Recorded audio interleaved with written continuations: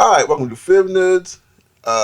Welcome back to another episode. Of course, I'm your host James, joined by me none other than Herman. Yep. Um, Yep. I'm back with you with another episode during this time of. The five worst movies of the decade. And I got a Yes. list. Oh, this should be a good one. Oh yeah. For those who've seen the last episode, well, not the last episode, but that last podcast where Herman was on, we talked about our top five movies of the decade. We are doing the opposite. Yeah. At Yeah. least five of the I think decade. yeah, there were a lot of horrible movies that came out in the last 10 years. But from my list, I listed all the ones that I saw in theaters and I expected them to be good Uh-huh. and they turned out to be pure trash. Same here. I didn't include any movies that uh, I knew was bad and didn't see, Mm-hmm. or saw that I knew was gonna be bad. Mm-hmm. It was all movies that I thought was gonna be uh, okay. Mm-hmm. Some better than others, but Mm-hmm. generally thinking it could be okay, but it turned Yeah. out, you know, Yeah, and so not.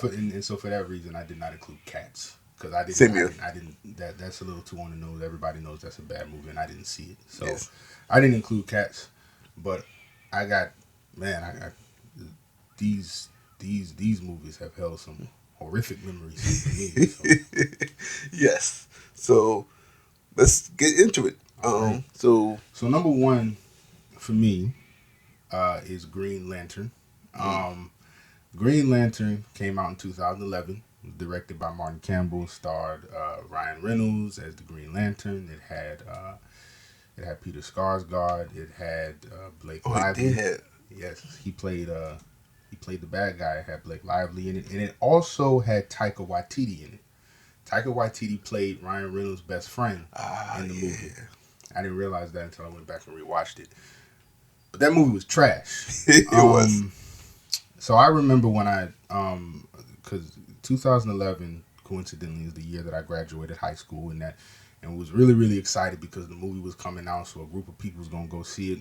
So after I graduated, went out to dinner with the family, and then I went to go see the movie. And so when I first saw it, it didn't help that because so when I'm in the movie theater's packed. Mm-hmm. And the only seat that was open was next to this dude that was like leaned all over, and he was reclined and had his feet up, and he sees I'm trying to sit and he just refuses to move. So I had to assert myself in order to get the armrest and get him to sit up. And I was, it's like, yo, it's not your bed, it's a movie theater. Yeah. But that was the point. My biggest problem with Green Lantern is how they handled the villain Parallax, right? So just to set the scene for the audience, 2011. By this time, Batman Begins and The Dark Knight have already come out, so uh, DC has already asserted themselves. Like they're hanging in there. They're kind of going toe and toe a little bit with Marvel. Also at this time, Iron Man, Thor, and I believe Captain America. Captain Yes. America was out. The Avengers would come out the following year, Mm-hmm.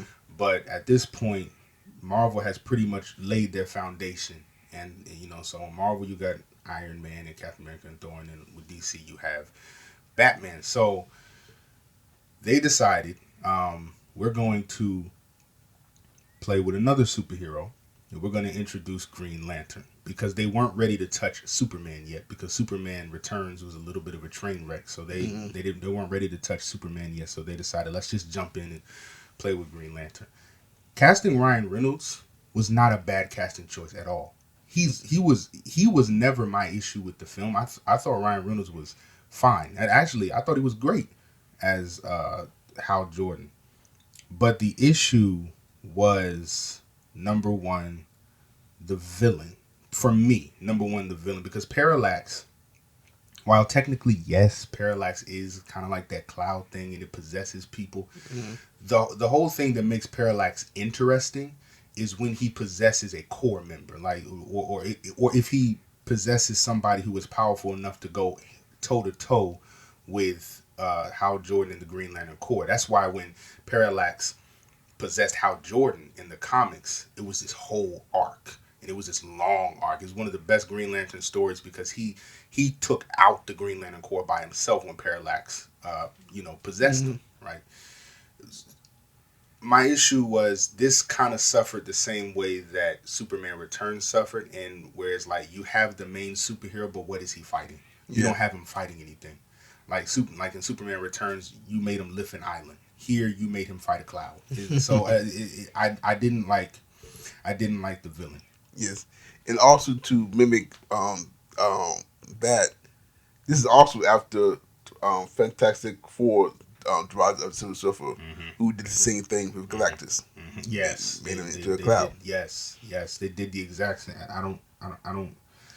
You know what? I think that Hollywood was still a little apprehensive about superheroes, and they didn't want to go exuberant and over the top. This was before Guardians of the Galaxy. This was before Suicide Squad. This was before Hollywood kind of let producers and directors loose and then let them do what they wanted to do with these superheroes. So they were still trying to keep them grounded, keep the colors muted, and try to go gritty and realistic. I guess they were still trying to do that. So I can understand, I guess, to a certain extent why they didn't want it, because Galactus is a fantastical villain. Parallax is a fantastical villain, and I guess I get it, but it's inexcusable. It's horrible. And then the CGI. I don't understand why. Like, I get it. The Green Lantern outfit is an outfit that bonds with you when it comes on, when you activate the ring and all that stuff. But I mean, why couldn't you put him in a regular suit? Yeah. Like, if it's the uniform. I understand that it looked all organic, but it looked so fake. It did. It looked horrible. Like the fight scene between Hal Jordan and Sinestro on Oa, when I guess Sinestro was trying to train him.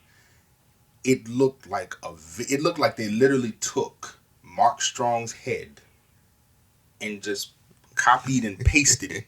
And they did this, and it looked like they did the same thing with Ryan Reynolds. It looked horrible. It looked fake, and I couldn't stand it. And then the fact that the green, like, just lack of creativity and how they designed Hal Jordan. Hal Jordan is supposed to be the proverbial chosen one. Before him, there was no protector of Green Lantern Sector 2184, and then he's supposed to be the one that convinces the Guardians, we need protecting. I can do this job. First night on the job, what does he do? He summons a Hot Wheels car and a little racetrack. And like, this is, some people may think this is nitpicking, but it's like, I don't understand. Like, you're a fighter pilot, and I understand that. I understand that Hal Jordan is he's the comical one. I get it. They've made him more comical more recently in the comics, which is fine. But I think my biggest gripes were, you didn't give him anything to fight. The story was bad. Other than Ryan Reynolds and Mark Strong, who I thought was amazing as Sinestro, and this is another issue I have, like, because this was the same issue I had with the first Daredevil movie with Ben Affleck. That movie was trash, but Michael Clark Duncan was amazing as Kingpin. Mm-hmm. Green Lantern's garbage, but Mark Strong was great as Sinestro. Like, I almost want them to just forget that movie, but bring him back as Sinestro, because he was awesome he was great as Sinestro. He was. So, bad script, horrible CGI, just horrible villain. And there are multiple villains that you could have did with Green Lantern. You could have did the Manhunters. Mm-hmm. You could have you could have gone in just so many other directions, and you decided to go with Parallax, and then you didn't do him right. You did him all wrong. Especially looking at this is the first Green Lantern movie. Like, you never want to start off with the big bad. Yes, you always should work your way. Yeah, Parallax is other than the the Blackest Night storyline, because I'm gonna be completely honest. I love the Green Lantern series. I haven't kept up with it in some years, but other than the Blackest Night story arc that happened a couple years ago, Parallax is the baddest of the bad for the Green Lanterns. So that to the Green Lanterns is like Thanos to the Avengers. He is the big bad. You don't start off with him and then do him the way that you did him. Parallax is not somebody that you can simply defeat in one movie. That's not showing respect to the source material. So yeah, number one on my list, and then it was the fact that my baby sister went to the movies with us and she laughed at the whole thing. I mean, she laughed at the entire thing, and I just and then going back to the performances, you had Mark Strong as Sinestro. You had Angela Bassett as Amanda Waller. That was wasted talent. I mean, excuse me, Viola Davis as Amanda Waller is great. Angela Bassett as Amanda Waller was awesome. That's wasted talent. So you had wasted. Ryan Reynolds did very well. That's wasted talent. Mark Strong was amazing. Wasted talent. Angela Bassett did great. Wasted talent, wasted talent, wasted talent on a horrible script in a trash movie that was rushed in order to feed off of the energy that was going around because superhero movies were doing big business. Yeah. So number one for me was Green Lantern.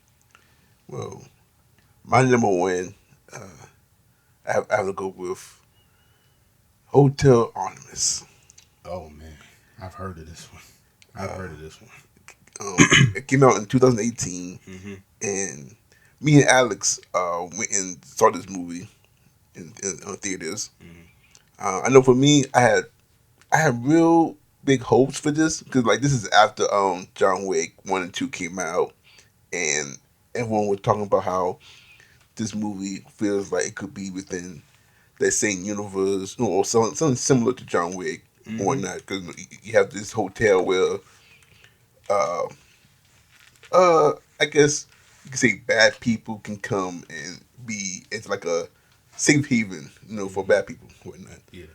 And watching it, oh my gosh, like this, like if like the movie falls flat. There's honestly to me there's no redeemable qualities. Like there's nothing that I like about this movie. And from the trailer, it seems like in the trailer it makes a big issue of the guy's brother. I forget his name. Um, what is dude's name? I forget his name. Sterling K. Brown's brother steals the pen from Jeff Goldblum's characters. It would be something important to him, but it never comes back up in the movie. Because like the trailer will have you believe that Jeff Goldblum's character come to the hotel because of this incident, but Jeff Goldblum didn't even know that the pen. Well, it actually wasn't. It was a pen, but I think it was like a diamonds inside the pen, something on that nature. Yeah. He doesn't even know that it's stolen. He comes up because he's injured himself, whatnot, and it's just awful from the writing. Even though some of the characters was interesting, but I feel like Charlie Day's character was annoying. A lot of his characters are annoying. A lot of his characters. Yes, he's loud. Yeah. For no reason. He feels out of place. Yeah. And like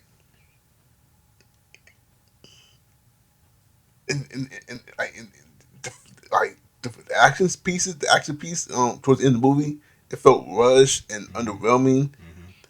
Especially Dave Bautista's character.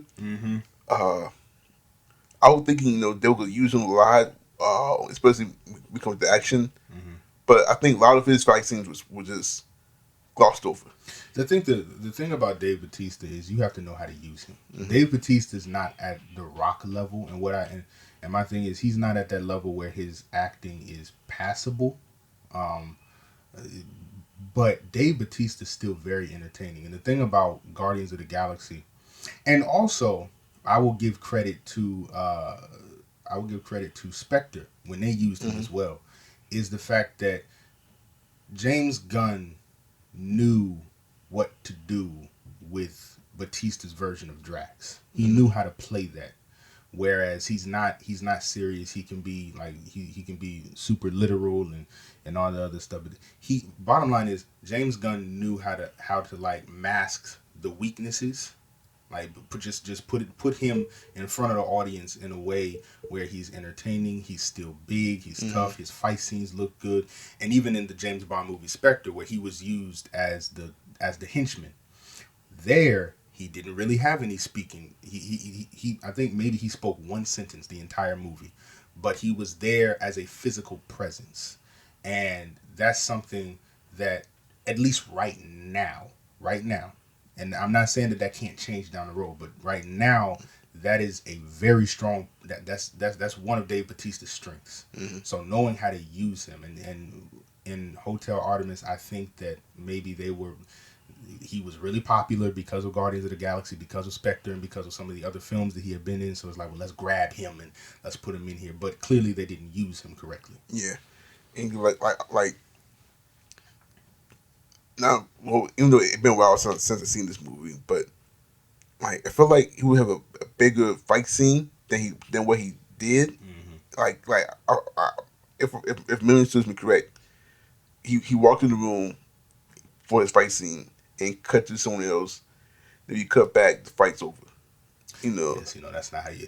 He's not that type of star where you could that's something like you can do that with like do that with an actor that the audience doesn't assume can beat up everybody in the room. Don't do that with an actor that we all know he's here for his physicality. Yeah. So just show the audience what he's here for. Yeah. Don't, because he's not that type of actor. Don't cut from him like that.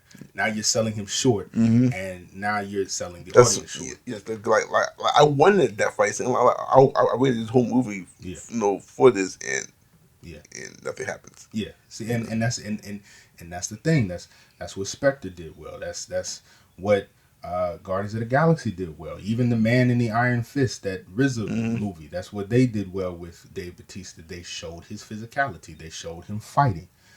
If you don't show that and you have him in here, and then it's worse if you're promoting the film and he's a part of the promotion as being physical and having fight scenes, but then you don't show that. Now you're selling everybody short. So no, they clearly didn't know what they were doing with Bautista. Yeah. Or the whole movie, like, I love the concept. The execution was just poor, Like, it was shot well. It looked nice. It's just that the story was slow paced, and I felt like it went nowhere, Yeah. But that's my number one. Yeah, my number two, I'm actually going to move to the bottom. I'm going to save that one for last. Because, I got thoughts. But I'm going to move my number 4 to my number 2. So number 2 is Alex Cross. So, all right. For people who are listening that don't know, Alex Cross is a fictional detective based on a series of books. I forget the name of the author. Forgive me. But originally, there were 2 films made from the Alex Cross novels. Along Came a Spider, and then the other one was Kiss the Girls, both of which had Morgan Freeman as Alex Cross. Kiss the Girls, really good movie. Along Came a Spider was a good movie to me as well. And Alex Cross the character of Alex Cross, like, he's a criminal profiler. He started off as a psychiatrist. But then he goes into the police force to further help his community. And he's a very intelligent character. You know what? Without going into detail, if you've seen the TV show Luther, that's Alex Cross. There you go. If you ever seen the TV show Luther, that is Alex Cross. Luther's nothing but a British version of Alex Cross. That's what that is. As a matter of fact, when this movie was in development, Idris Elba was considered for the role of Alex Cross. But I think that he was filming Luther at the time, and due to scheduling conflicts, they couldn't get him.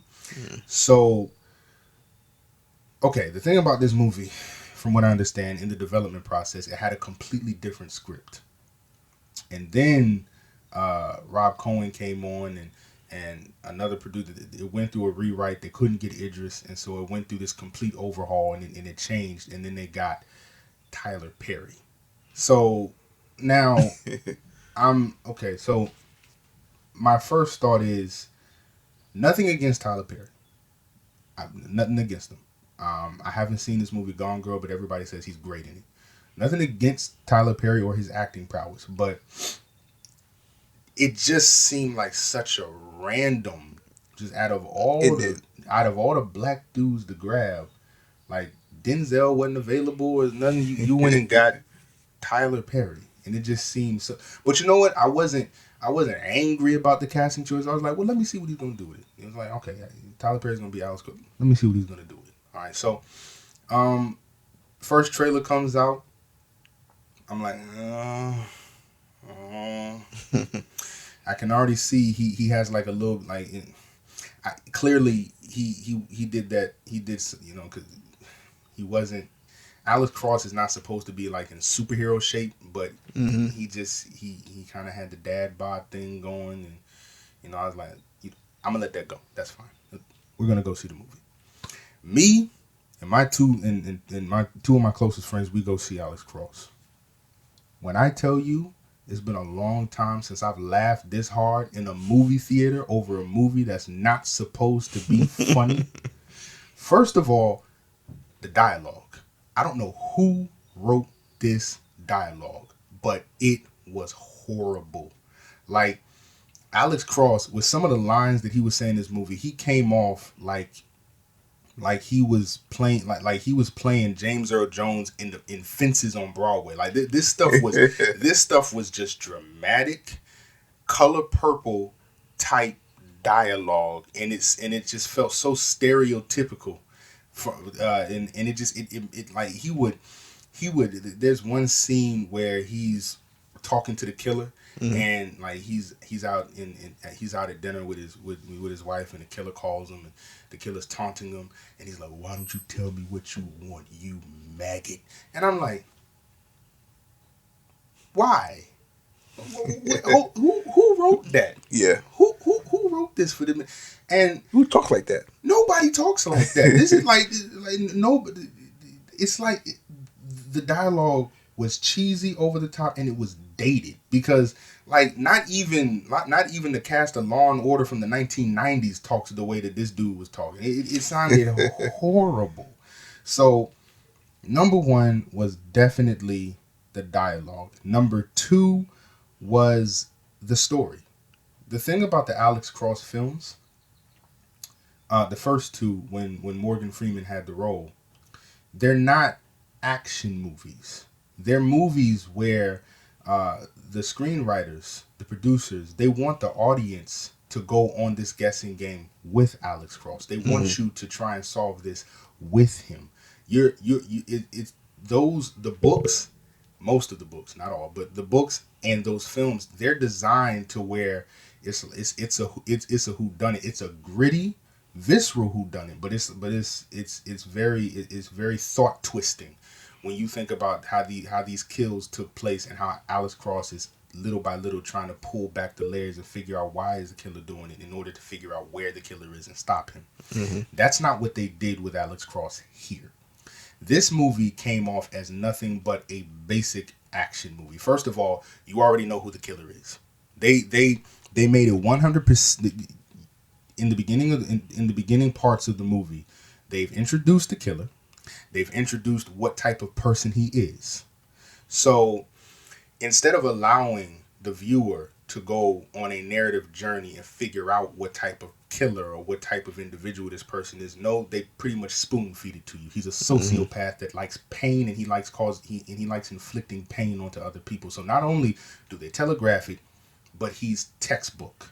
There is nothing special. There is nothing particularly unique about him. There's nothing scary about him, because when I know what's coming, when I know everything about the villain, he leaves no effect on me. Like when you just right here, you've already given me everything about him. Yeah. So I don't learn anything else about him as the movie progresses. He has no weaknesses. He's just he's just a killer to be here. He's just to kill people. The kills that he does in the movie have no effect. His dialogue has no effect. He has no purpose. He has no drive. And like I get why Alex Cross wants to get him because of what he did to Alex Cross and what he did to Alex Cross's team. So I get why Alex Cross wants to stop him. But why are you doing what you're doing? Yeah. Because like a good story is when you get your characters right. I think this is a common thread that we always talk about on these podcasts. You have a good movie when you do your characters right. You can't keep it lopsided. So while I know everything I need to know about Alex Cross, as sloppy as they did it, and as cheesy as they did it, and I know for the most part about his partners, kind of sort of, I don't know anything about this killer other than the fact that he's a sociopath, and the only reason why I know that is because you're beating me over the head with it. So that was the second part, the characters, and then the third part, the camera work. Towards the end of the movie, this movie is also very short. This is a very short film. It's a very short film, and it's so predictable. But towards the end of the movie, when Alex Cross is going up against the killer, this is one of those situations where you can tell they didn't have a fight choreographer. They didn't have somebody who could choreograph and monitor these fights to make sure that they look right. And if they did, whoever was up there needs to be fired. Because if you're doing shaky cam and you're shaking the cam like this, and like I can't see who's throwing a hit or who's getting hit or who's falling or who's tripping or I don't know what's going on because you're doing a bunch of shaky cam in order to hide the fact that these two are not really trying to hit each other. They're trying to act like they're hitting each other. The sad part is this is the second movie This is the second Tyler Perry movie where there has been no fight choreographer. The first one was his movie Daddy's Little Girls. Not a bad movie. But at the end of the film, when Idris's character finally confronts the drug dealer guy, crashes his car, and he pulls him out, and he starts fighting him, that is the worst fake fight I've ever seen. Like, Idris is really trying to, like when the camera's on his face, he's selling it. But when the camera is panning out and you see everything in front of you, he's hitting nothing but air. Like I've seen fights on Broadway that look better than that. And so now we cut back to Alex Cross. There is no fight choreographer here. So what happens is when he's finally confronting the serial killer at the end and they're fighting in that abandoned building or warehouse or whatever that mess is they was fighting in. And so he's kicking him and trying to hit him, and you're trying to sell me on the fact that Alex Cross is stronger and he's lifting them and all this other stuff. That's cool. But we're going back to the shaky cam every time Matthew Fox tries to throw a hit. And here's the thing here's what made that infuriating to me. Matthew Fox got in dope shape for this movie. Like, they released photos before the movie came out. He was ripped. He had muscles and he was all veiny and all this stuff. And he looked like a UFC fighter because that was, I guess, an aspect of his character's personality or something. So when we get to this scene, we're expecting some type, because that's what you've been building up to. We're expecting some type of face-off between him and Alex Cross, and we don't get it. Like, we do, but then we don't, and it ends so quickly. It's anticlimactic. So, number one, the script and the dialogue. Number two, the characters, and number three, that camera work. This was a film where it's not Tyler Perry's fault. He only did he only read what was given to him. So it's not his fault. He didn't write the script. But it's just one of them situations where if you couldn't get the actor you originally wanted, and if you couldn't make the movie you originally wanted, you should not have tried to cut corners and tried to rush it out. You should have waited, gone back to the drawing board, don't make this at all, because now you created a property in a franchise that don't nobody want to touch. Yeah. And there's no reason why there shouldn't be more Alex Cross films, but you done did this, and so now we ain't got no more Alex Cross films, and plus no one believes Tyler Perry as the action hero anyways. Exactly. No one believes him in that.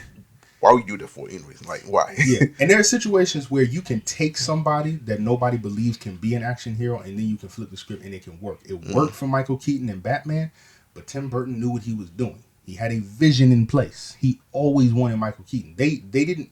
Tyler Perry was a last minute choice.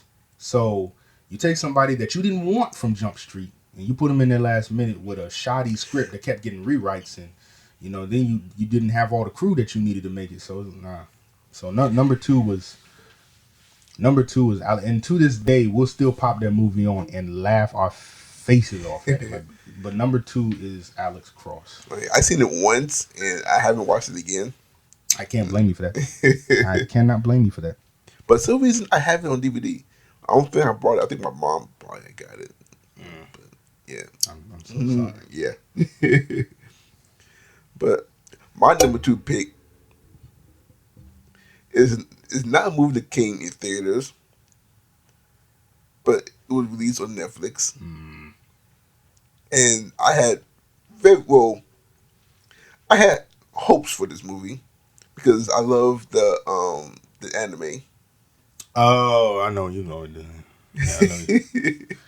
Yeah, I know you going with this. None other than Death Note. Yeah. Boy, was I disappointed, mad, furious, upset. Any word that you can think of that portrayed that anger. I was that. Like, I guess I'll start off with the only good thing about this movie was Willem Dafoe. Willem Dafoe was the only good thing about Death Note. He plays Ryuk, and he was terrifying. He was everything you would think of Ryuk. Live action. But and Willem Dafoe is just that type of actor. He's a chameleon. He could be terrifying. Yeah. He scares me in regular life. So he does roles like Ryuk or Green Goblin. Or, he can scare people. Yes. But the guy who got to play Light, oh my, like it was awful. Like the scene where he first meets Ryuk, and he cries, he panics. He had a meltdown. He's trying to get away. I'm like, what is going on here? Like, this is not Light. Because in the anime, yes, when he first shows up, he gets startled. He falls out of his seat. But that's it. He doesn't scream and panics. Like he says, "Well, I've been waiting for you." Actually, because like I suspected that there's a higher being who actually had this book, whatnot. But this movie, they really dumbed down Light, even though they try to play him as being smart by charging people to do the test, homework, whatnot. But like outside of that, there was nothing smart about the character. Like, and one thing that made the anime so great was the fact of how they played the cat and mouse game with Light and L, and it was a battle of the minds. It wasn't no action scene. Well, it wasn't a lot of action, but it was still thrilling. The fact of how you you watching thinking how how will L catch Light, or how will Light manage to kill L, whatnot. But you don't get this in this movie. And to make matters worse, there's a freaking car chase scene in the movie. like what? Like, there was no chase scenes in the original anime. Like, yeah, they added it to add action. Yes. I guess. Like, that tells me right there that they had no idea what do with the story. They didn't understand the source material. Because L, I feel like L wasn't L. Because like there's a part where he just loses his, he freaks out and he just loses it and goes and attack. Like that definitely is not L. L is more tactical. He wasn't gonna win a fist fight. You know, he like the whole anime was about the battle of the minds, and this movie had nothing of that sort. You know, and so everything about this movie just irritated me. Yeah. Like I was sitting there like, what is this? Yeah. Like this is not Death Note. Yeah. Like, Yeah. because I feel like if that was the route they were gonna go, Mhm. I feel like they should have created new characters. You know, leave L, leave Light out of it. It just created a whole new story. Yeah. But the story made no sense. The characters was bad. Yeah. You know, like there was the cinematography was uninspiring. Like it's it's it's just an awful movie. Yeah. You know, Yeah. and it's just sad because Death Note is one of my favorite animes of all time, Yes. and this is how you treat it. Yeah. You know. Oh man. See, the one I was gonna say for last is my number 3. I didn't know you were gonna do Death Note. So in the way you explained Death Note, I might as well go on ahead and just do this one now. Go ahead with your number 3. Number 3 hurt me. Like this movie hurt. Okay. Oh Lord. Number 3 Strap in. Number 3 is The Last Airbender. So the last I had that on my list too. The Last Airbender, as you know, came out in 2010, and it is based off of Avatar, The Last Airbender. Now, Avatar, The Last Airbender is one of the greatest animated series I have ever seen. All 3 of the seasons. You're talking about characters that were not only well written, but everybody had an arc, and a satisfying arc. You're talking about a story that had a satisfying beginning, middle, and end. Character progression. Aang was a hero. He was an everyman. Any and every viewer could get behind Aang and follow him on his journey throughout this series. It was a beautifully constructed beautifully constructed series. There are moments that could make you cry. There are moments that you will always laugh. Serious moments. You're talking about a television series that not only children enjoyed, adults love this series as well. And I think it still remains Nickelodeon's highest rated animated series. So they decided, let's make a live action movie out of it. It's not a bad idea. That's what you want to do. Okay. So the announcement comes out that M. Night Shyamalan is directing it.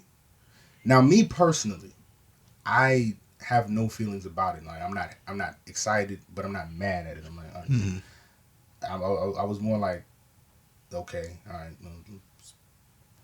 we'll see when it comes out. So, movie comes out, and I went to the theaters to see it, and I just remember leaving the theater like,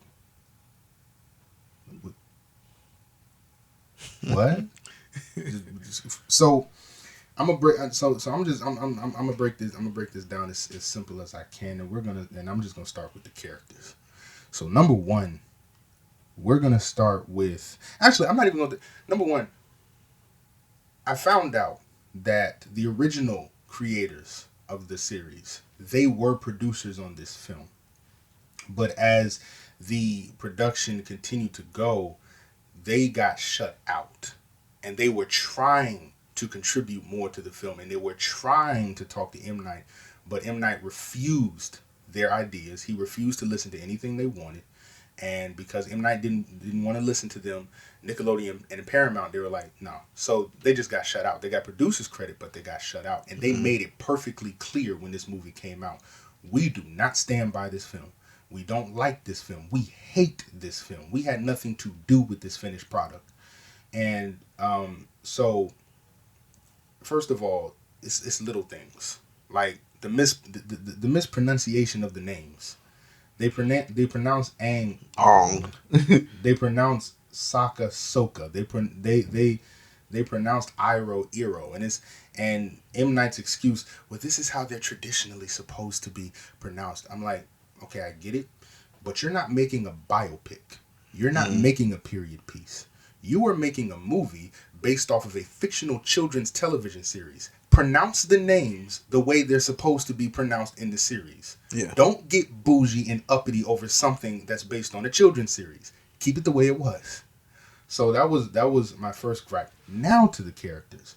Aang in the original series, Aang is brave, he is a bit naive, and he expresses a great deal of remorse and regret and uh, and a little bit of depression over the fact that he ran away from his responsibility as the Avatar. Mm-hmm. He has a great deal of regret and remorse over this, running away from it. This is not something that he looks back on fondly. Yeah. He hates that he did this, and it stays with him over the course of the entire first book. You see him work through this, but it stays with him. That's a part of his character. Him getting over that and maturing past that and understanding that I made this mistake, but now I have to make it right. In the movie, the boy that got to play Aang, not brave. His acting is wooden.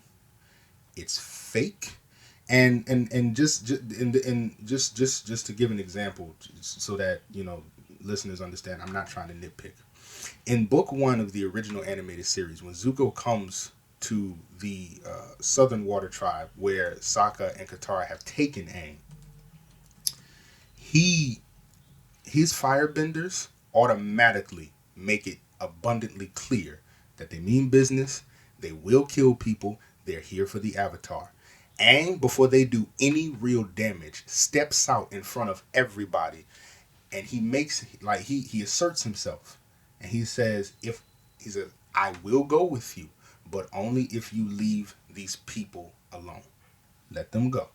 He steps out, he confronts Zuko. He stands in front of Zuko, and then Zuko takes him away. In the movie, Aang is hiding in the tent with the elderly people with his hood up. And it is not until a firebender literally drags him out of that tent that he decides to go with Zuko. And he's like, if I go, you promise you won't hurt anybody? It's like there's no conviction. Mm-hmm. This isn't Aang.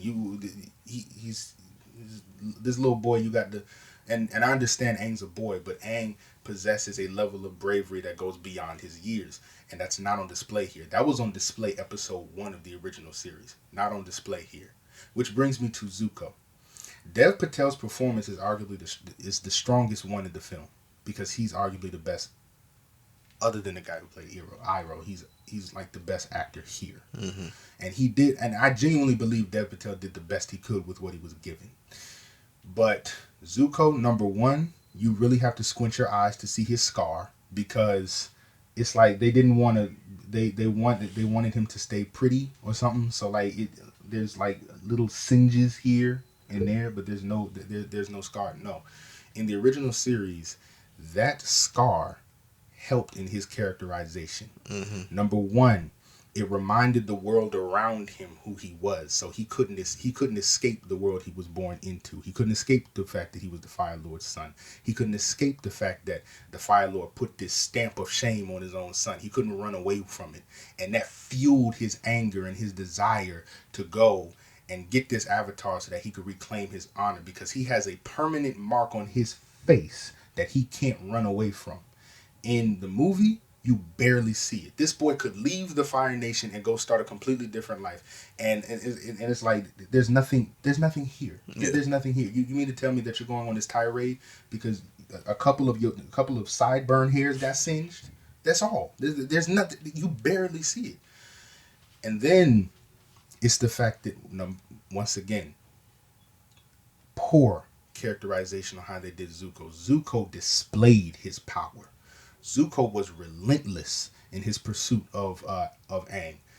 So much so that when Aang escaped from his ship on that in that first episode to get to Appa, Zuko was throwing Zuko was projecting like fireballs and all this stuff. He was doing everything in his power to stop him. In the movie, Zuko did none of that. He sat there and watched as Aang flew off and on his little kite thing and got over to Appa. Like, just, oh dang, he got away. Like, no. What is Iroh? Yeah. Iroh is my favorite character in the entire series. Iroh in the original animated series was a extremely powerful firebender. Extremely powerful firebender. He was a general. He led the armies on the 100-day siege of Ba Sing Se. He was supposed to be second in line to become the Fire Lord. I forget his name. When their father died, he was second in line. He was the oldest. He was supposed to become the Fire Lord, and then his son was killed in the 100-day siege of Ba Sing Se, and it changed him. And so he became severely depressed. He became reserved. He no longer wanted to fight. And so after that is when his brother Ozai usurped him and took over as the. I'm not going into detail with that. There's a lot of exposition, but he becomes Fire Lord. But Ozai is a character that loved Zuko as a son.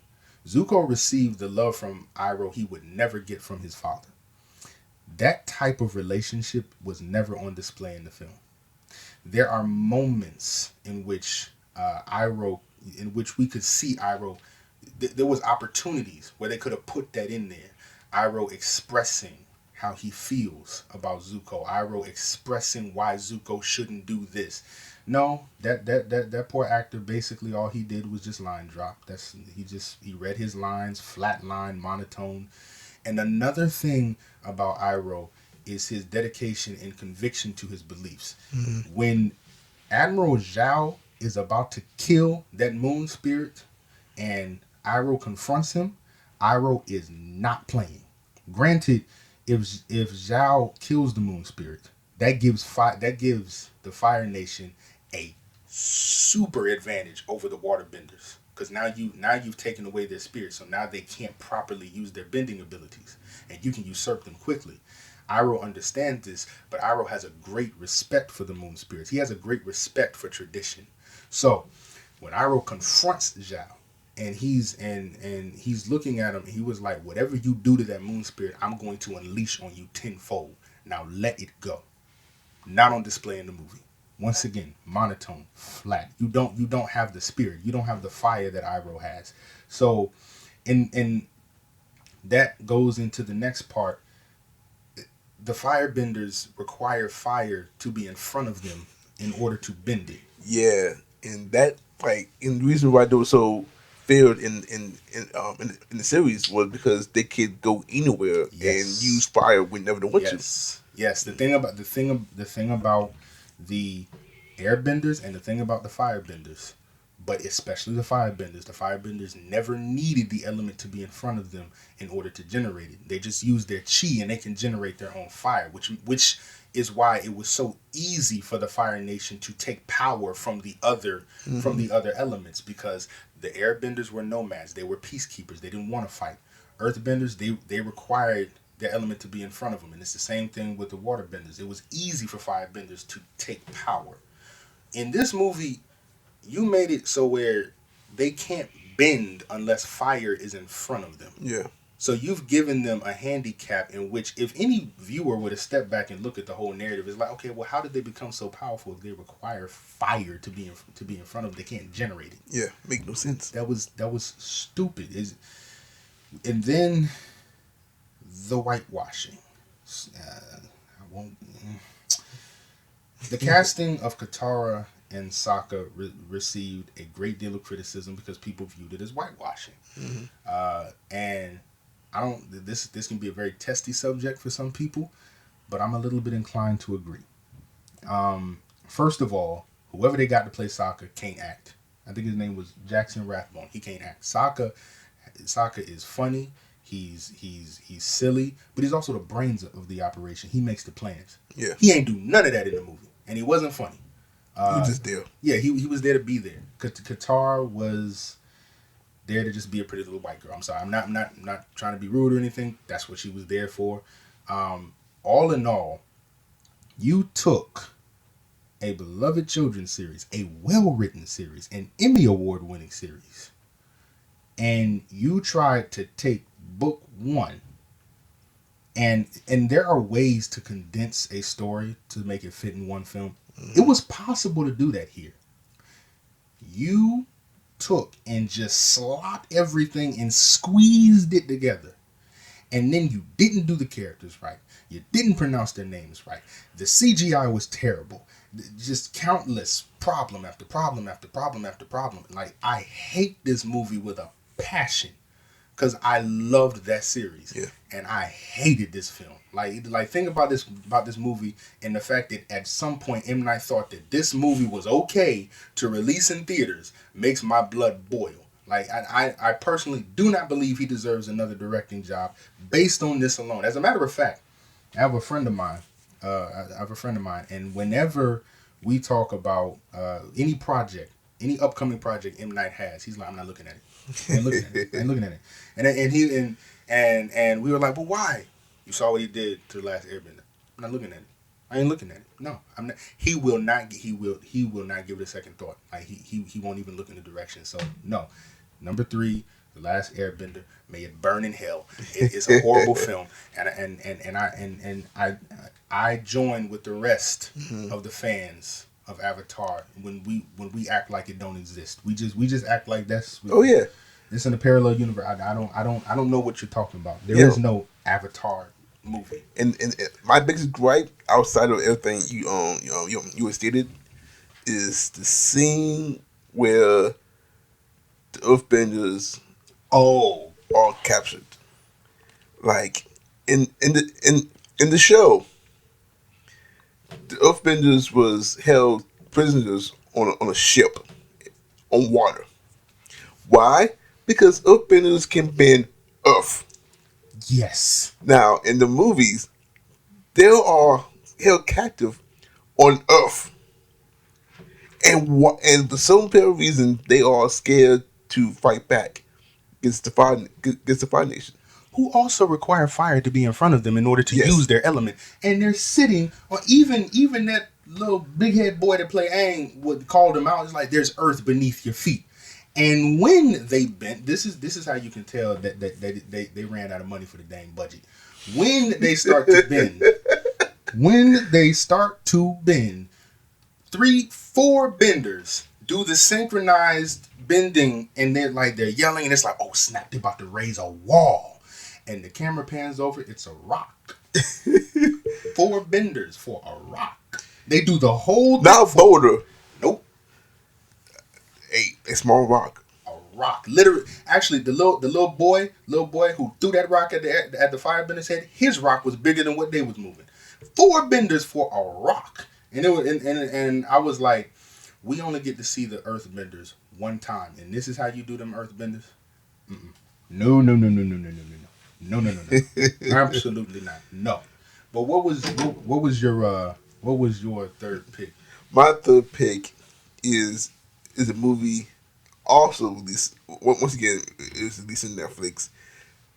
It's a real big movie, and honestly, a lot of folks like it. Critics love it. It's sitting at 96 on Rotten Tomatoes. I feel like I know where you're going with this. I think you do. And it was released last year. Okay. No, I do know where you're going with it. All right. It's none other than The Irishman. Oh God. Yeah. We already did a podcast on this, and I didn't like this movie. You ain't the only one. For some reason, a lot of folks like it. I mean, I get why. It's Martin Scorsese. It's Robert De Niro, Al Pacino, Joe Pesci. It's kind of like the reunion movie, whatnot. But it's 3.5 hours long, and it feels 3 hours and a half long. It was slow, very slow paced, and to me, the stories. To me, it felt like it was no story. Like, it felt like, to me, it was just a collection of events that happened. And even though some of the things that happened was interesting, especially we go back, since we work at UPS and we are involved with the Teamsters. Some of the stuff is interesting to find out. How things happen, what went on. but I felt the execution was not there. Mm-hmm. Uh, some of the acting, I feel like De Niro was just De Niro. Mm-hmm. Like I don't think he brought anything new to the table. Al Pacino was the same way. Like, me and Alex were talking about this on the podcast. Al Pacino doesn't feel like Hoffa. He feel like Al Pacino. You Yeah. know, Yeah. and I just like there's nothing. Like I don't think this movie brought anything new to the table. It was just a bland crime gangster movie. You know. Was my thing is when I heard that Scorsese was bringing these guys back together. He was bringing Pacino and De Niro, and he was bringing he was bringing Joe Pesci and them back together for a movie. I was initially excited about it. Me too. I was because it was like, okay, you're gonna bring these dudes together. It's probably gonna be a good movie. And then I find out what it's about, and the first thought that hits my head was like, didn't Jack Nicholson already do that in that movie Hoffa that came out 20 plus years ago? Like, we already have a movie about Jimmy Hoffa and the labor unions, and the movie wasn't a flop. As a matter of fact, Hoffa has a modest 6.6 rating on IMDb, but it wasn't a flop. It's a by it's a good movie. So it's like, why are we tackling that story again? Yeah. Like, And like this also feels like it's not only one story, but 3-4 stories all in one. mm-hmm. You got the Hoffa story. Mm-hmm. You got I forget his name, but the guy that De Niro played. You got his story. Then you got Pesci's story, and none of it really connects well. And it feels like about halfway through the movie, it stopped becoming about the De Niro's character and comes just Hoffa. It just feel like it's the Hoffa story from the middle to the end. Well, up to the point where Hoffa gets killed. And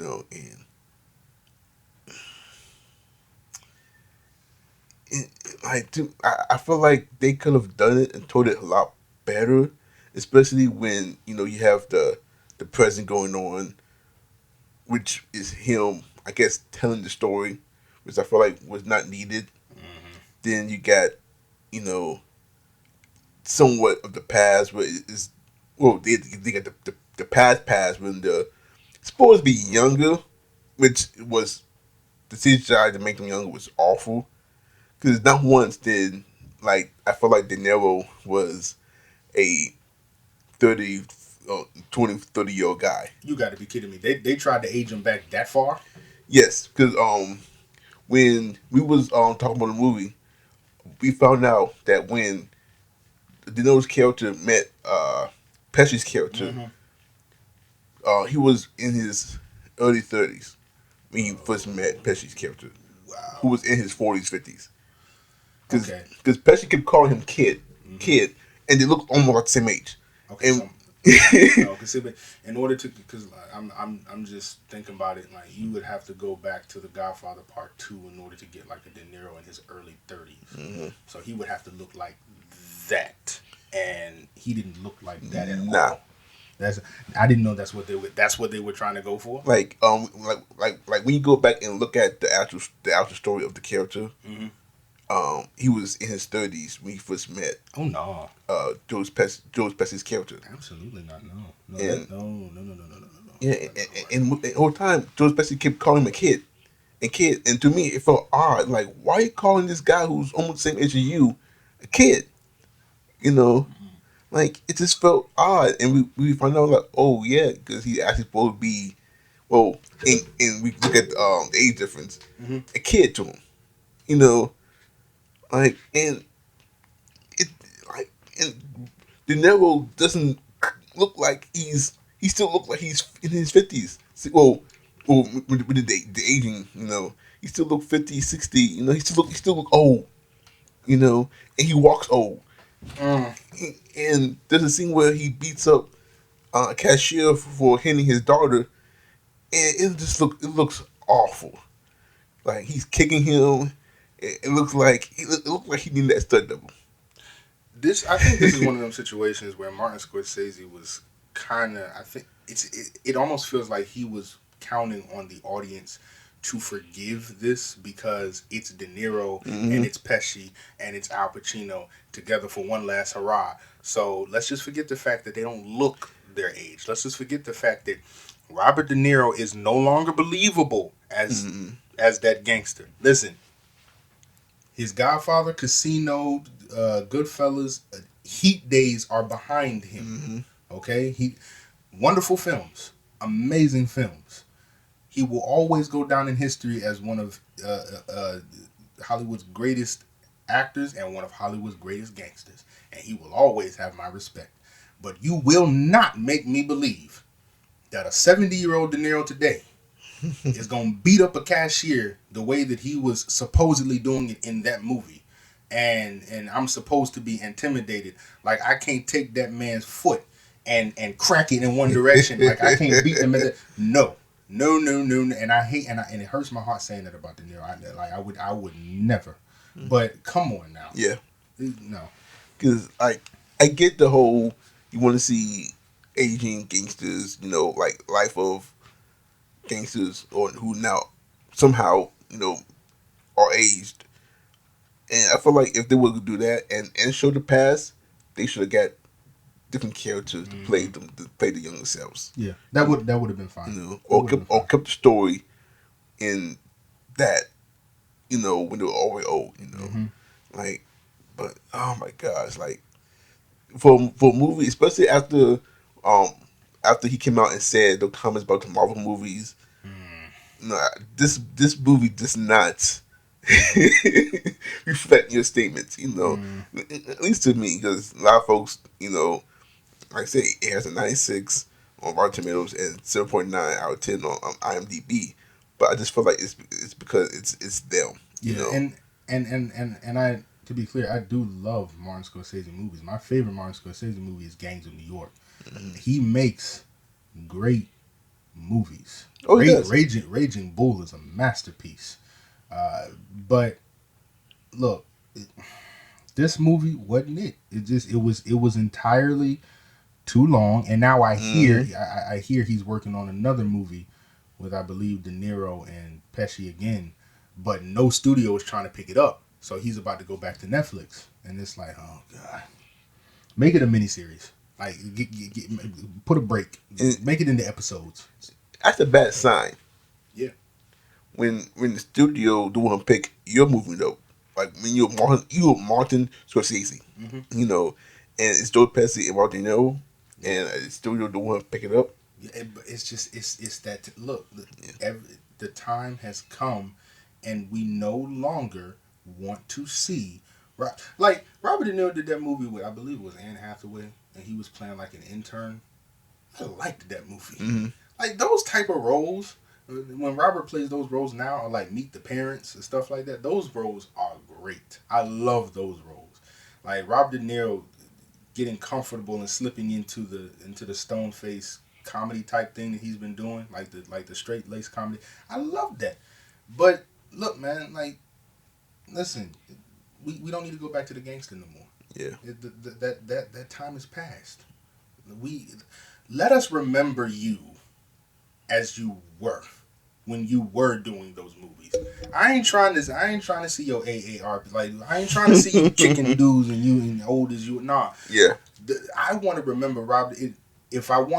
When my mind goes to gangster Rob De Niro, I want to think about Heat. Okay, I want to think about when he wrapped that towel around that gun in The Godfather Part 2 and was walking across the rooftops and he shot the original Godfather. I want to think about Goodfellas, where he was terrifying and sociopathic, and anybody and when he went on that killing spree and killed everybody because they were spending that money. I want to think about Casino, where he calmly told one of his henchmen to beat that dude's hand for stealing money inside his casino. And that is gangster De Niro. That's gangster De Niro. Now, do like crazy, stupid love type movies. Do stuff like that. That's cool. And I like you when you do those types of roles. Do that now. Well, I feel like he can still do gangster movies he just can't be that guy. You know, he has to be like the old mentor, Godfather, Okay. type character. If he wants to do the Brando thing, if he wants to do the Yeah, Marlon Brando Godfather thing, that's fine. yeah. Yeah. Well, yeah. He can't be he can't be the off the hinge guy. No, no. You're not This that is anymore. not believable. You are not that anymore. But yeah, Yeah. I think okay. So number 4 for me is Independence Day Resurgence, and I saw there's another movie I saw in theaters. I purposely did not see this movie. Oh man, it was a bad sign when Will Smith chose to do Suicide Squad over this movie because, as everybody knows, he had a choice. It was either do Suicide Squad or do Independence Day, and he was like, "I'm gonna do Suicide Squad."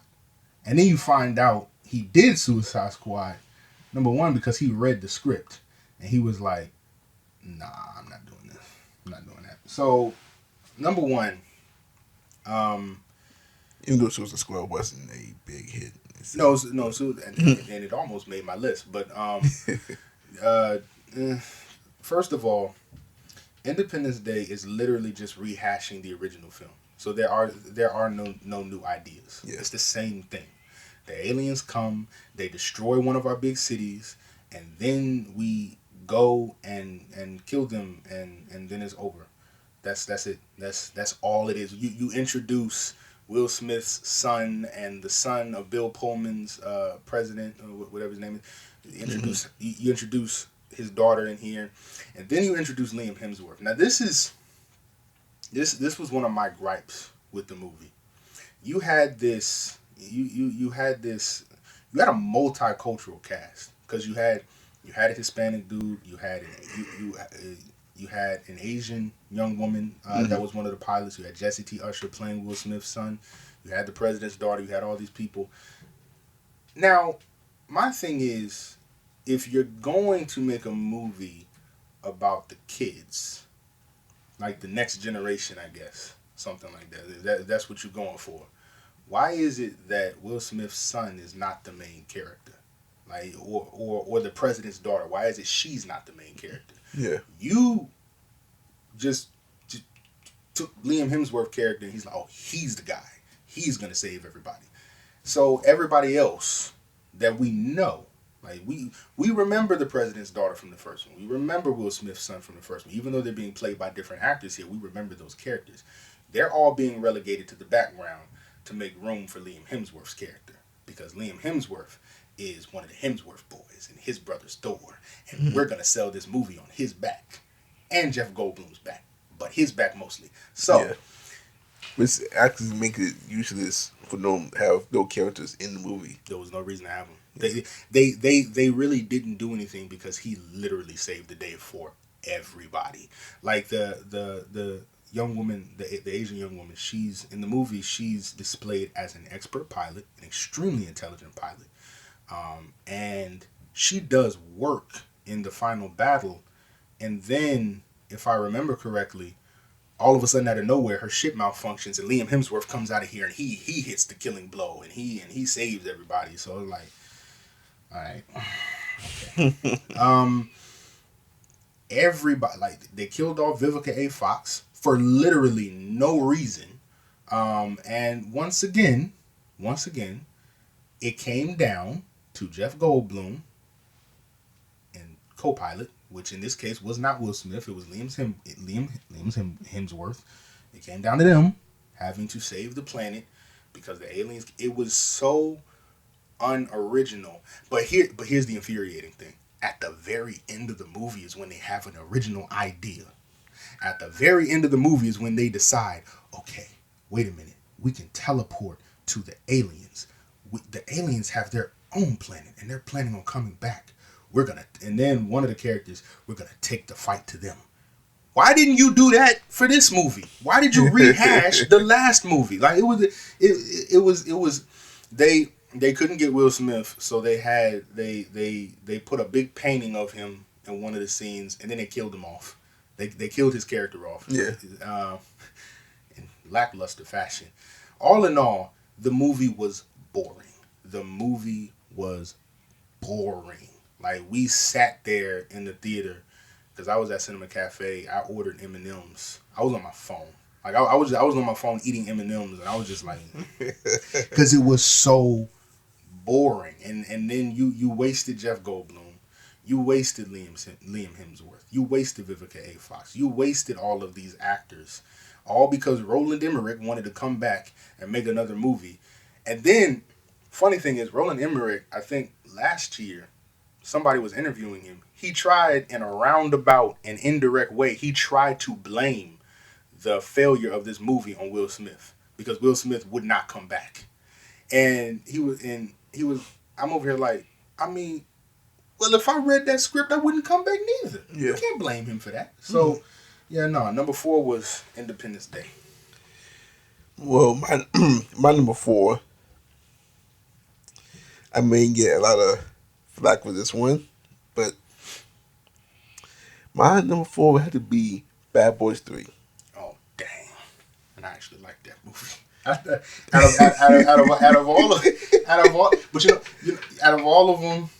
of all of them, I really, really like that one. Like, other than the first one, I really like that one. I like that one a lot. That one was fun. That one was fun. See, yeah, I found it fun, funny, whatnot. I just,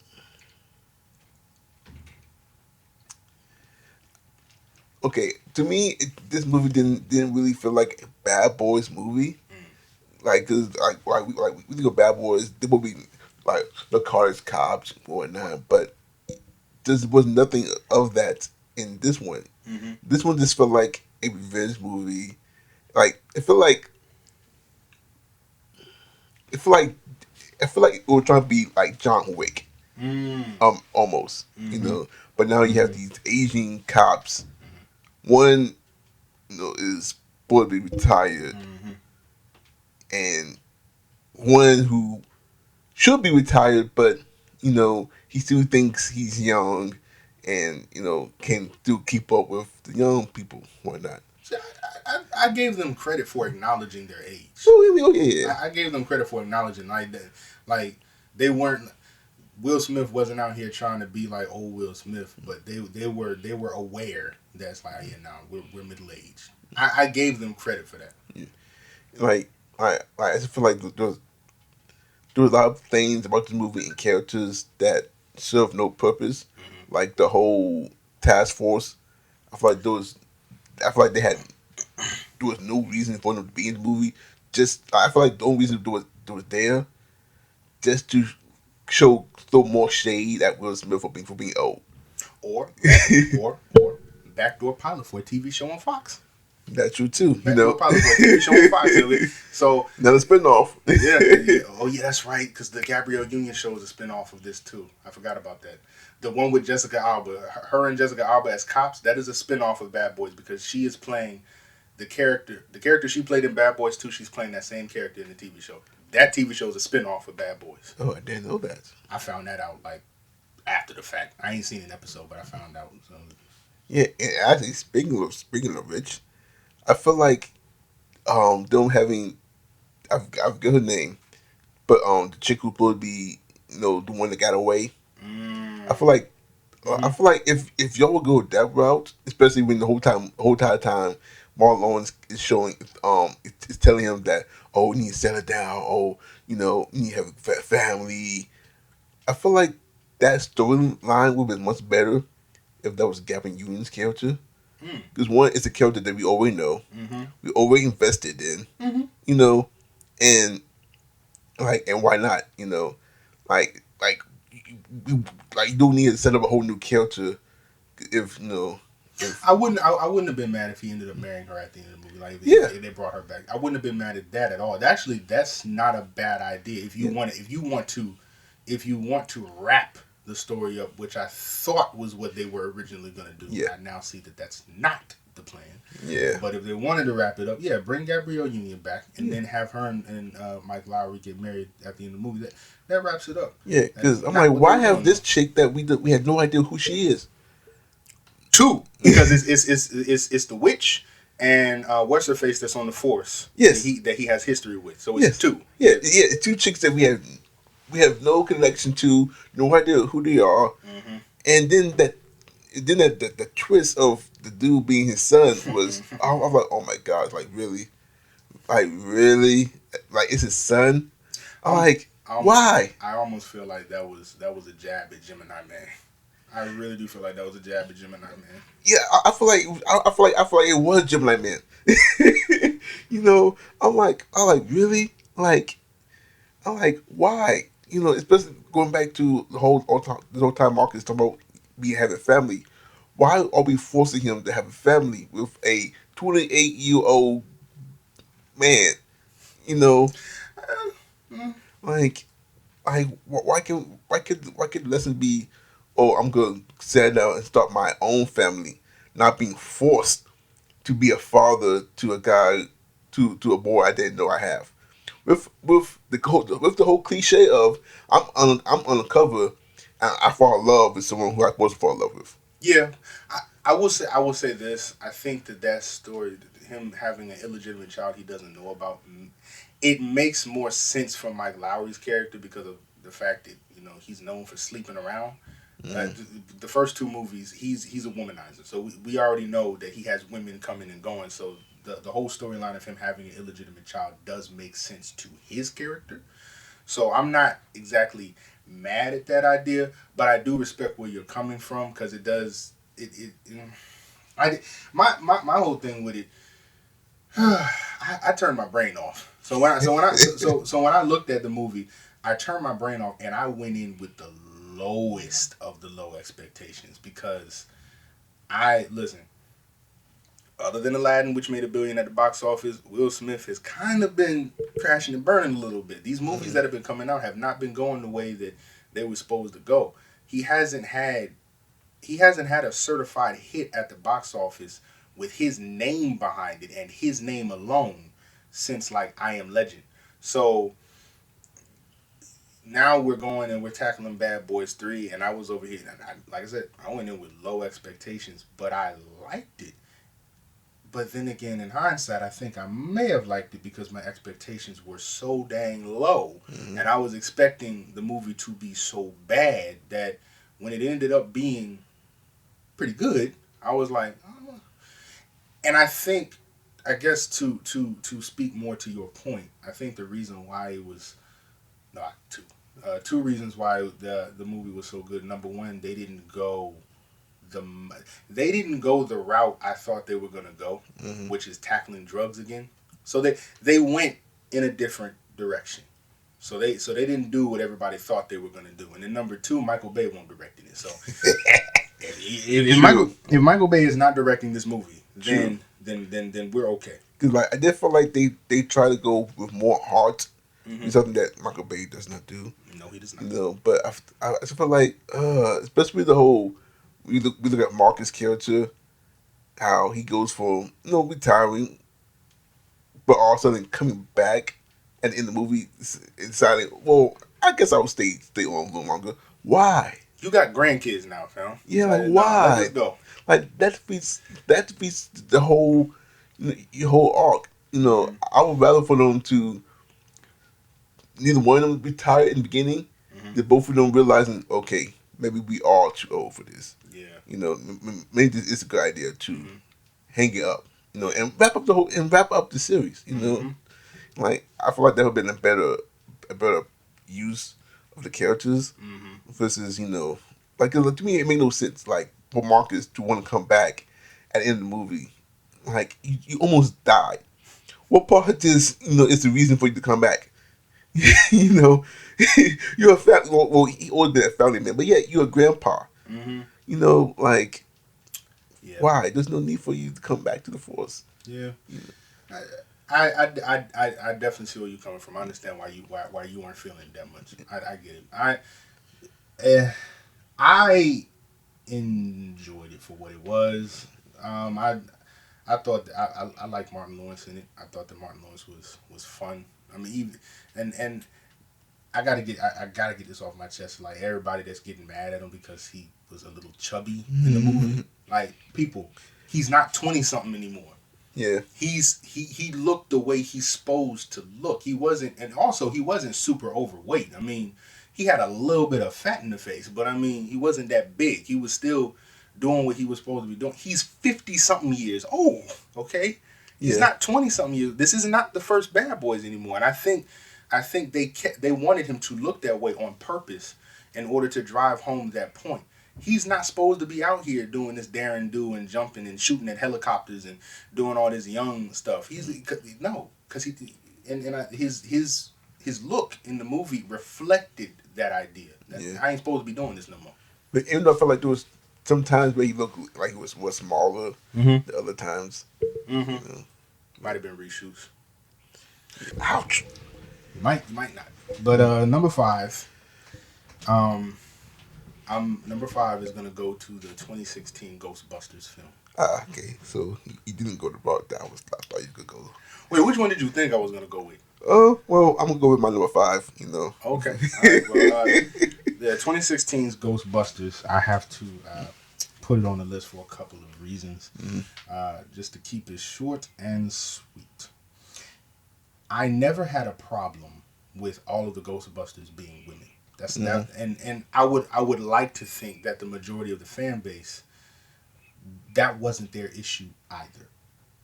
The biggest issue with this movie was the fact that you rebooted something that did not need to be rebooted. And when I say reboot, it's this film is in no way connected to the original 2. Like in this movie, those 4 women are the original Ghostbusters. They come up with the idea. They're the Ghostbusters, and the original, like not Harold Ramis, but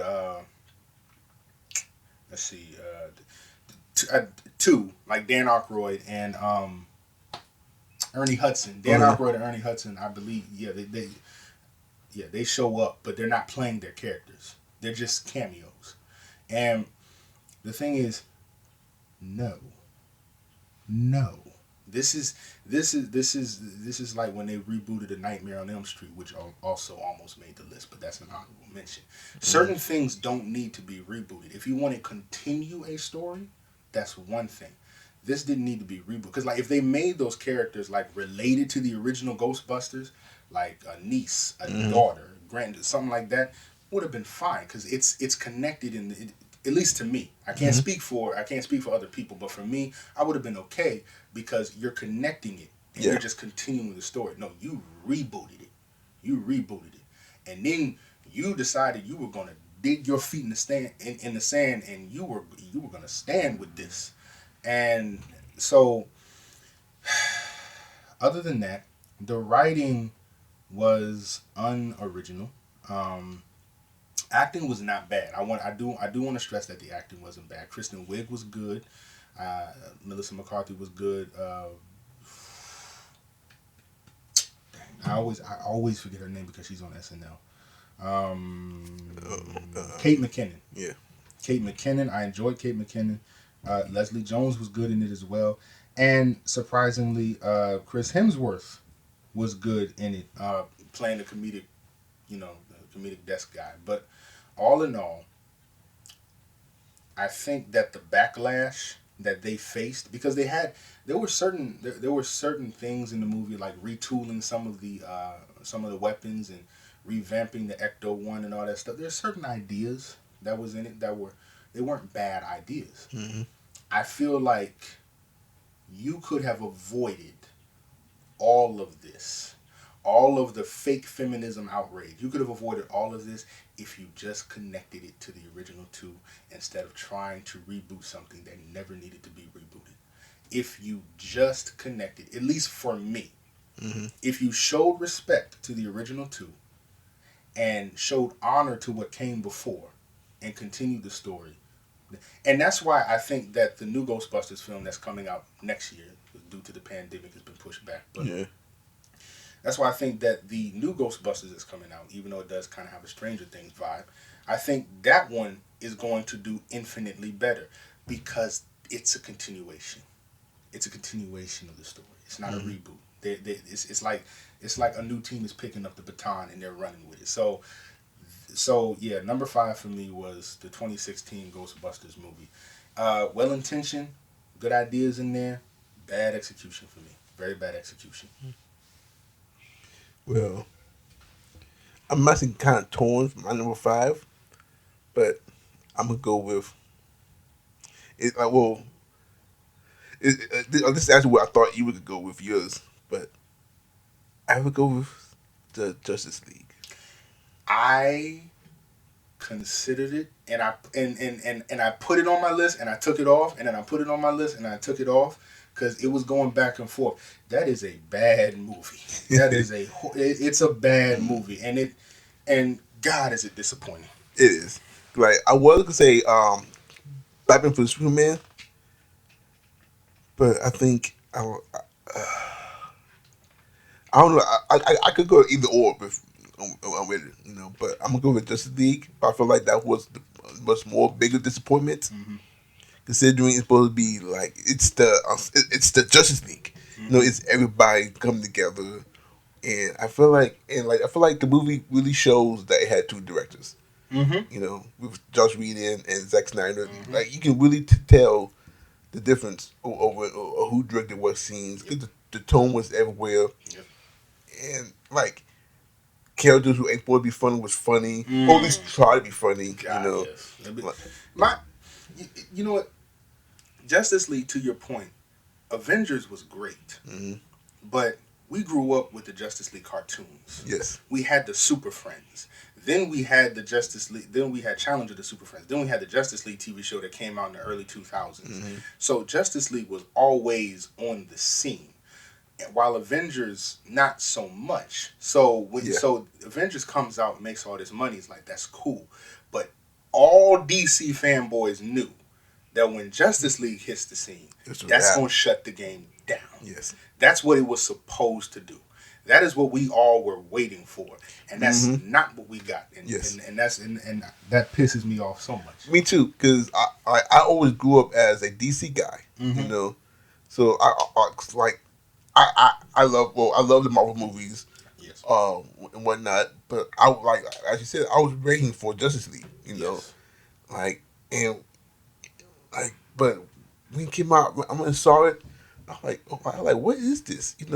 Like it don't feel like the Justice League. It felt like Superman and Friends. Yeah. Because the whole point of Justice League was they both be a team because by themselves they can't win by themselves. So Exactly. they needed a team, Exactly. to come together Yeah. in order to win. And when Superman came back, he single-handedly beat it Boy by himself. Because that's the thing about the Avengers. That's something that the first Avengers film did well. You saw the strength of Thor and the strength of Captain America and Iron Man. You saw them all individually. Their individual films notwithstanding, but you saw it in the film. But what Joss Whedon drove home, what those producers drove home, is they cannot beat Loki and his army by themselves. They have to be together to do this. And it was further driven home in Infinity War and Endgame. Because the Avengers were not together, and because they weren't together, Thanos was able to snap his fingers. But when they were together, they defeated him. Yeah. Not the case in Justice League, because you had the group and they were fighting. What was the name of the villain? Steppenwolf. Steppenwolf. They were fighting Steppenwolf, and see, he's forgettable. They were fighting Steppenwolf. Poor CGI too. Yeah, and then at the end of the movie, Superman steps in and just beats the crap out of him. Yeah, with ease. I'm like, what? Yeah, no. I'm like no.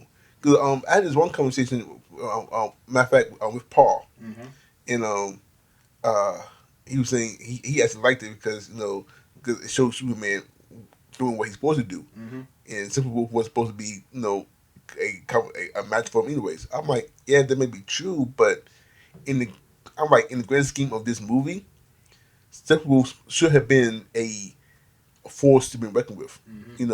If Superman could beat him by himself, I feel like they should have went with a different character. Whatnot. Versus because it felt like the other guys was not needed. Like they was just there, be cheerleaders. Yeah, and the thing that bugs me is George Miller's Justice League movie, the one that was supposed to come out in 2008, the Justice League Mortal film. Mm-hmm. When you look at the script for that movie was going to be dope. The Justice League was going to fight Brainiac, and they were going to fight Brainiac and Maxwell Lord. Now, Maxwell Lord is, if I remember correctly, he's the villain in the upcoming Wonder Woman movie. But they were going to fight Maxwell Lord, and they were going to fight Brainiac, and Lex Luthor was going to be in there. Mm-hmm. And George Miller, first of all, after seeing Mad Max Fury Road, I'm pissed off that I can't see George Miller's Justice League movie, because that movie probably was going to be off the chain. You talking about a Mad Max? Talking about a movie that was made almost 90% of it just practical effects. The man knows what he's doing behind the camera, and his vision for the Justice League. I've seen some of the costumes for this film. Some of them I don't really agree with. I wasn't really a fan of the Batman suit, but everything else looked great, and that's what I wanted. That grand scale, take your time, make it big, because this is, and make it epic, because that's what this is. Mm-hmm. And that's what it looked like that's what George Miller was going for, and that's not what we got with this one, because to your point, there were two directors, one had one vision, one was brought in and he did his own thing. Joss Whedon is very good at humor. Yeah. And being able to inculcate humor in serious situations and in serious narratives, which is one of the reasons why Avengers did so well. But Batman is not funny.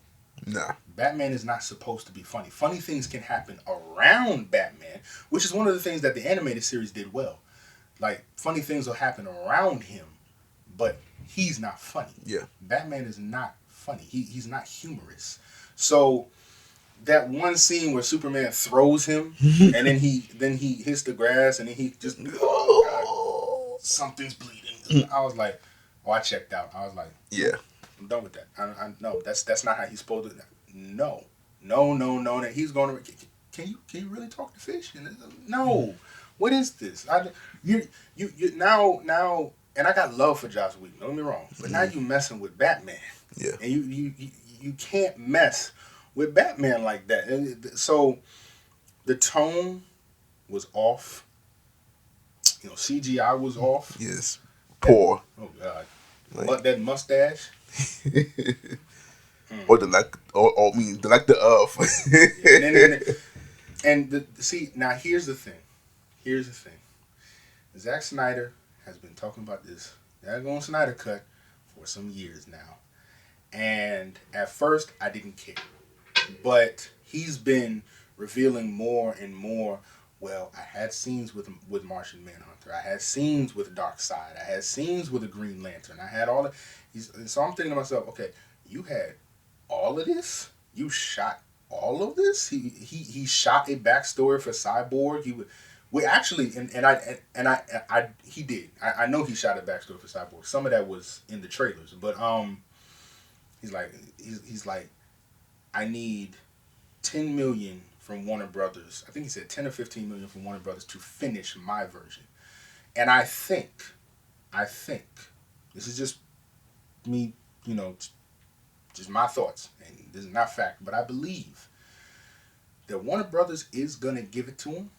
And they're going to release the Snyder Cut as a means to promote their upcoming streaming service. So when HBO Max gets ready to be released at some point, probably later on this year or next year or whatever, depending if it gets pushed back, I think they're going to use the Snyder Cut, a finished, polished version of the Snyder Cut, as a means to promote HBO Max. And if they do that, number one, is going to be one of the smartest decisions they make, because I'm going to sign up for the free trial just so I can see it. Mm-hmm.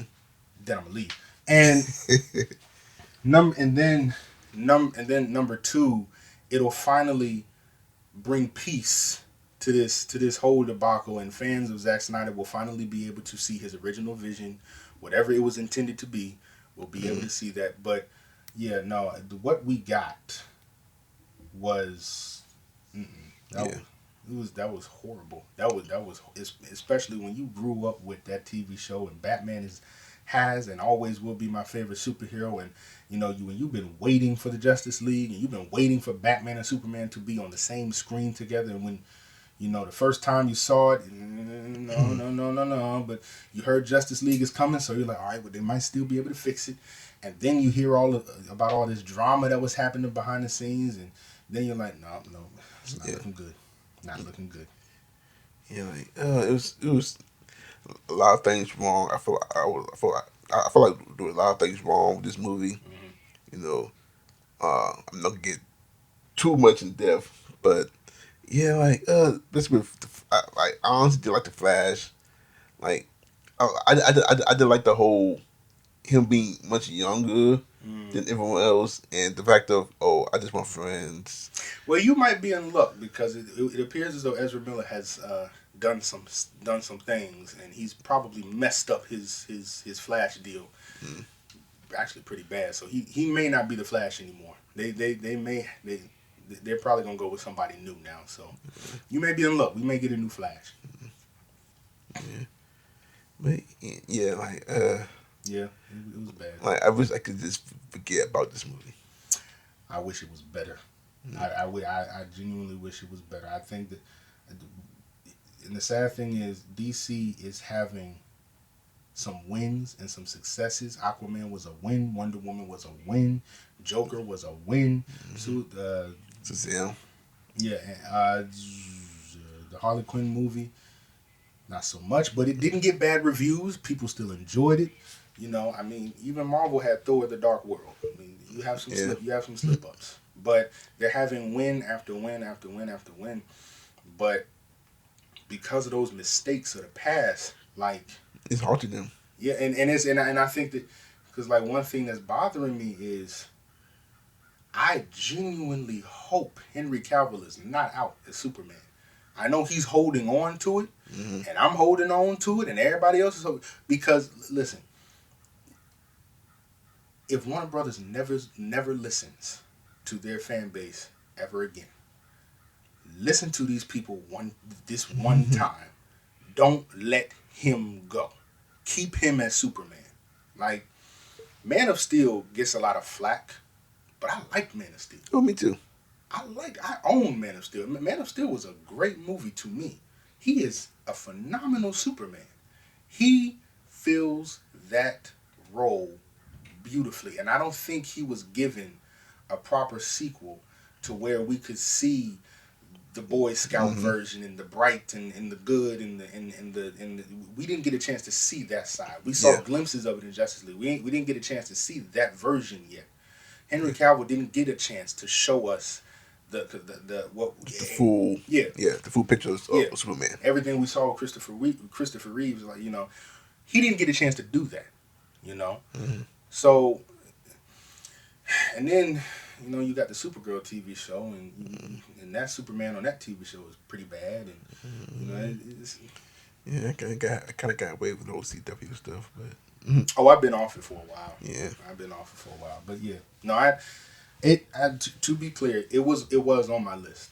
Justice League was on there, and then I took it off. Then I put it back on. Then I took it off. I briefly put it back on again, and then I took it off. It was close. Suicide Squad was almost up here too. Yeah, like I got 2 honorable mentions. I have X-Men Origins. Oh Lord, how did I forget about those? And I have Transformers. I'm gonna say all Transformers. I liked the first one, and I liked Bumblebee. Those two Transformers movies, they're fine. Yeah. All the other ones, especially that last one that he did, you could tell he didn't care anymore. Yeah, Last Night, Age of Extinction. I didn't bother watching Last Night. I didn't bother. But I did saw Age of Extinction. Oh my God. Yeah. So my honorable mentions are Suicide Squad, because I kept talking about it. Suicide Squad is an honorable mention.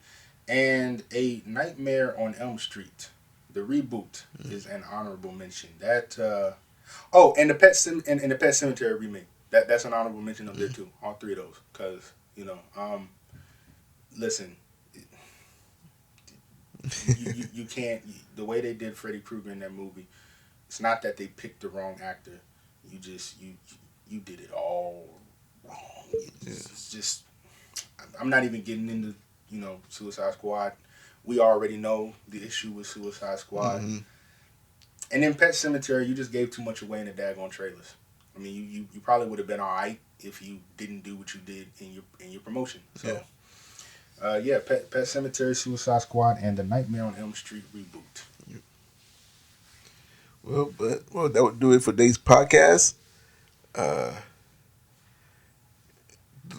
for y'all at home, during this quarantine, make sure you go to check out all other videos on the channel. You subscribe to the channel; it'll be somewhere up here somewhere. Um, and